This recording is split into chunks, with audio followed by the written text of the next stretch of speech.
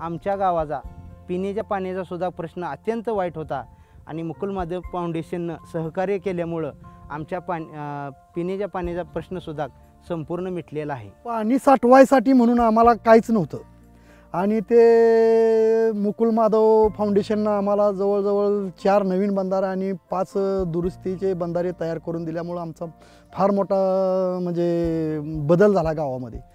जे विद्यार्थी म्हणजे शिक्षणासाठी घरी पालक नसल्यामुळे बाहेरच्या वसतिगृहामध्ये वगैरे जात होते, तर ते आता गावामध्येच शिक्षण घेऊ लागले ते. म्हणजे गावाचा एकूणच सामाजिक, शैक्षणिक आणि आर्थिक स्तर हे पाणी उपलब्ध झाल्यामुळे उंचवलेलं आहे.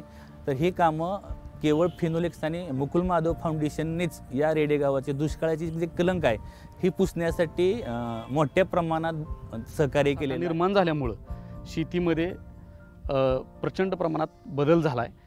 आधुनिकीकरण आले.